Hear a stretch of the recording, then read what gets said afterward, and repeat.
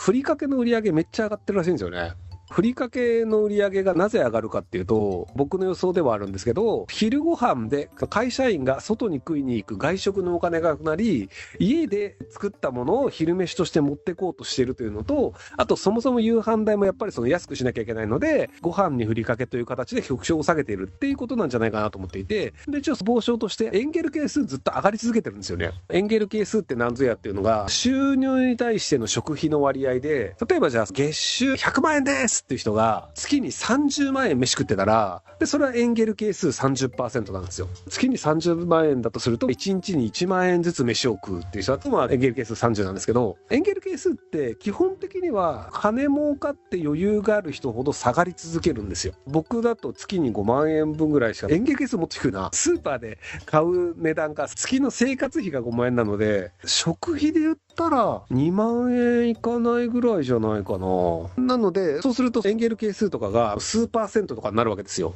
ところがどっこい、今の日本の平均のエンゲル係数がね 24% だか 28% なんですよね。そうすると月収20万円の人がだいたい6万円ぐらいで1ヶ月暮らしてますっていう状態だと思うので、結構ね、エンゲル係数高めなんですよ。まあ20万円の人6万だと使いすぎか、だから18万円で5万4千円ぐらいっていう感じで、食い物の値段っていうのが可処分所得に占める割合が上がっているという状態で、そうすると食費を下げなきゃいけないので、結果としてふりかけになってる。外食をね、しなければね、ふりかけになるんですよ。働いてる人はお弁当を一生懸命用意する時間がないので、食べ物はお惣菜かなんか買って、米にふりかけだけかけて持ってくみたいな、僕の大学生みたいな生活をしているっていう感じだと思うんですけど、あとね、米もね、ぼったくり値上げしてますからね。お米はどこに消えてるんだ問題っていうので、今のところ転売屋が買いまくっていて流通を止めているが正解っぽいですね。僕がネットで見た情報によると、新米が出たらお米の値段下がるよねって言われたんですけど、新米も出ても下がらないんですよ。農家はもう普通に売ってるし、別にそこまで値段上がってないよって話で、スーパーとかも別になんか今まで通り農家から買って別に売ってるだけだよっていうので、調べると農家のところに米の卸でもない奴らが買い付けをしていたっていう情報がちょこちょこあるんですよね。リフォームの会社ですとか、大阪の倉庫会社ですとかが、お弁当事業をやるからみたいなこと言って、あ、お弁当事業やるんですか、そうなんですか、じゃあ米ってください、じゃあ5トンくださいみたいなので、5トンも買うのみたいなの買うんだけど、実際としてはお弁当事業をやるわけでもなく、倉庫に寝かしてるだけっていうのがあるんですよ。農林水産大臣が米の値段を下げるために備蓄米を放出するっていうのを言い出したんですよね。で、備蓄米を放出するっていうのをやると、米の値段が下がるので、農家自身の手取りも下がるんじゃないかというのがあって、なので農家としては備蓄米を出してほしくないよねっていうのがあるんですけど、でも備蓄米を出さないってなると、長期的には米食わない世帯がどんどん増えていくという結果になっちゃうんですよ。もともと日本人が米を食う割合ってどんどん減ってるんですよ。人口減少で米を消費する割合も減ってるんですけど、米以外にもパンですとかパスタですとかっていうので、日本米以外の炭水化物を食べる機会っていうのがどんどん増えていて、で多分ここで米高いよねってなってしまうと、多分もうイボの糸とかそうめんでもいいやっていう人いるんですけど、はい、小麦が増えてるんですよ。米食わないという世帯が増えてしまうっていう結果になるので、長期的には損だよねという話で、ある程度米の値段というのは安くして食えるようにして、日本人の米を食べるという文化を維持しないといけないよねという話になってるっぽいんですよ。僕はどちらかというと、外国人観光客とかが日本米を高い金払って食うのは全然いいんじゃねえかなと思ってて、なので僕米配給にしちゃえばいいんじゃないかなと思ってるんですよね。米配給券というのを国が配って、でスーパーとかで買う分にはじゃあ年間に5キロ10キロぐらいはただで日本人はもらえますよみたいな。でそうすると5キロ10キロはとりあえず食うことになるじゃないですか、米を。配給権があるので、多少値段が上がったとしても配給権を持ってる人は別に値段は上がらないっていう形になるので、配給権必要な人は別に配給権売ればいいんですよ。すげえ貧乏ですっていうので、もう米も買えないです、米5000円で売ってますって言うんだったら、じゃあ配給権を友達に5000円で売って、俺パスタ食うわ、でも別にいいと思うんですよっていう感じで、米の配給権を配ることで実質的に日本の中での米の流通量というのの最低限の割合っていうのを確保できると思うんですよね。人口かける10キロは必ず米の配給権配るよねってなると、人口かける10キロの米というのは必ず日本で消費されるよね。なので農家に対してもこの量というのは価格保証できるよね、生産量保証できるよねっていう形になると思うので、米を配る文化があって米を食う文化があると、じゃあお米を美味しく食べるにはどんなおかずがいいのとか、お米を食べる料理体系の文化というのがずっと維持されるじゃないですか。ぶっちゃけその米料理ってね、めんどくさいんですよ。僕パスタ好きな理由は、茹でてソースかけたらめちゃくちゃうまいからからなんですけど、米ってちゃんとした食事にしようとすると、米はまあ炊けばいいんですけど、料理側をちゃんとしなきゃいけないっていうのがあって、米炊くにしても炊飯器高いんですよ。うちはそれなりにいい炊飯器を使ってるんで多分3万円ぐらいするんですけど、で、日本に住んでる頃はもらったいい炊飯器で5万円ぐらいしたやつなんですけど、米炊くだけで5万円かかるのに、パスタとかだとフライパン1個で作れるんですよ。フライパンに水をお湯で茹でるよりとか、電子レンジでパスタを茹でるよりとかあるんですけど、そうすると一人暮らしの人とかが炊飯器買わないという選択肢も出ちゃうんですよ。炊飯器買わなくてもパスタでいいじゃんとか、パンでいいじゃんとか。でもそこが5キロ10キロ毎年もらえますよとなると、じゃあ1万円ぐらいの炊飯器でも買った方が得だよねっていう形になるので、結果として米文化っていうのとか、炊飯器買うとかだったり、で、お米に合うおかず魚だよねみたいなっていう文化が広がっていくと思うんですよね。どちらかというと米文化残す必要ないという考え方もあるんですけど、だから僕今米好きなので米文化を残した方がいいという前提で喋ってるんですけど、米なんか別に食わなくていいよねっていうのが世界的な潮流なんですよ。だって別に日本米食べたいよねって言ってるの日本人だけですよ。日本米美味しいよねって言ってるの日本人だけで、日本以外の国はカリフォルニア米ですとかタイ米みたいな潮流種だったりして、ジャポニカと呼ばれる短くて丸っこい米が美味しいと思ってるのってイタリアと日本だけじゃないですかな。イタリアはリゾットとかがあったりするので短めの米を作る文化があるんですけど、なのでジャポニカに対する需要というのは長期的になくなっていくので、日本米を食わなくても死にゃしないから日本米なんかいらないんじゃねっていうのも、それはそれで合理性としては正しい気もするんですよね。どっちを振るかって話で、僕はその日本米が好きなので日本米がちゃんと維持され続けた方がいいなとは思うんですけど、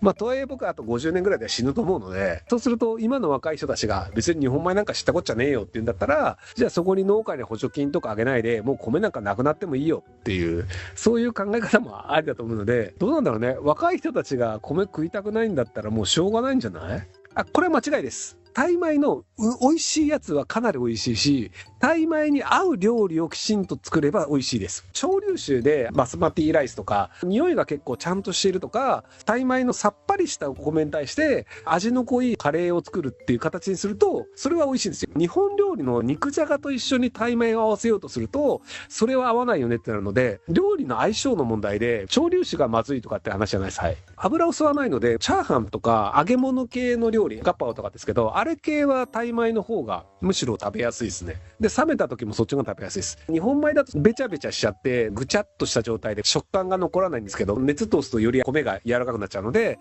ただ米の食感が残った状態で油を吸いすぎないっていうと、やっぱり潮流米の方が美味しかったりするので、なので基本的には料理によるって話なので、タイ米がまずいとかって話ではないんですよ。いや、寿司はね、潮流米は無理だね。寿司とはどういう料理かっていうので、寿司屋によって実は2種類に分かれるっていう説があって、寿司ってマグロとか鮭とかサーモンとかというの好きですよねっていうので、魚を食べる料理であるという認識をしている人って結構多いんですけど、数寄屋橋二郎さんは寿司というのはお米を美味しく食べる料理である。シャリをいかに美味しく食べるために最高級に魚を乗せるかっていう、そういう価値観で作ってるらしいんですよ。これ間接的に聞いたので違うかもしれないですけど、日本人って米好きじゃないですか。魚そんなに好きかっていうと、別にじゃあ毎日魚食ってるやつってあんまりないんですよ。寿司屋の魚って日によって違うんですよ。イタリアンの美味しい店とかで、うちの店はこの料理がめちゃめちゃ美味しいです。じゃあうちはペペロンチーノが売りですって言ったら、その店は毎日そのペペロンチーノあるじゃないですか。メニューにペペロンチーノって書いてあって、寿司屋って行っても何食えるか分かんないんですよ。今日はなんか桜エビが美味しいですよとか、今日は島味が美味しいですよとか、今日はヒラメですよとかで、行った時に食べれるもの違うんですよ。食べれるもの違うんだったら、じゃあ何食えるか分かんなくね？その店が好きって何なのってなるんですけど、ただ数寄屋橋二郎は米を美味しく食べるなので、米と海苔は変わらないんですよ。海苔も七輪の上で藁かなんかで焼いて匂いをつけるって言ってるんですけど、米と海苔というのが実は変わらない状態で、魚はあくまで変わっていくそういうものである。メインは米と海苔であるっていう、そういう考え方で割とやってるらしいんですよね。なので実は米の方が重要だよねっていうのなんですけど、やっぱりでもなんかマグロとかブリが入りましたよとかっていうので、やっぱその寿司を見るときにみんな魚を見ちゃうんですよね。車エビ超でかいとか。でも実はそうじゃなくて、米を美味しく食うっていうところが、実は寿司屋というのは本質だよねっていうタイプのお店もあるっていうことで。米が高いって下がれてますけど、5キ5千でも1杯65円ですよね。なんでよみんなそんなに苦しいで。いや、そうなんだよね。米安いんですよ。米の値段が比較して高くなったんですけど、ただ、よく考えてください。5キロの米を作るのにどれぐらい労力がかかるか。5キロの米と比べて、どうでもいいソシャゲの石で5000円以上払ってるやついっぱいあるんですよ。スパチャで5000円払ってるやつとかいるけどさ、5000円のスパチャとさ、米5000円、どっちのが大変だと思う？ 5000 円 YouTuber にスパチャして、ビールとか酒飲みながら、こうだと思うんですよね、とか、でこれ VTuber とかでもいいんですけど、っていうのに入ってくるのと、米5キロだよ。どっちのが価値あると思う？米5000円安すぎない？おかしいでしょ？僕はね、米の値段は別にね、高くてもいいんじゃねって思うんですよ。で、金のない人が買えない問題は、もう米の配給券配れやって話で、スパチャもできないような金のない人は、米の配給券配って米は食えるようにしてください。ただ別にさ、スパチャとかさ、なんかガチャとかで金使ってるようなさ、そこら中にいるんだから、そいつらからもう金取っていいよ。高く金取れよ。別に安い米買いたいんだったら、ね、タイとかから買ったやつ食えよっていうので、日本米の美味しい米を食いたいんだったら5000円払えよ。魚もだからさ、美味しい魚食いたいんだったらもっと金払えよって話で、ライブに5000円払うのはいいけど、米は高いみたいな。いや、ライブなんか行く必要ないから。いくらでも YouTube とかで検索したら安く見れるんだからさ。なんかね、価値観がちょっとね、ずれてんじゃないかなと思っていて、食べ物はね、別になんかちゃんと金払えばよくて、相対的貧困みたいな、金はないけどたまにはうなぎを食べたいとか、金はなくて生活保護だけどたまには寿司を買いたいとか、いやいや、寿司食うな。寿司食いたいなら働いて食えっていうふうに僕は思うんですけど、はい。ご視聴ありがとうございます。今回の動画はこちらからの切り抜きになります。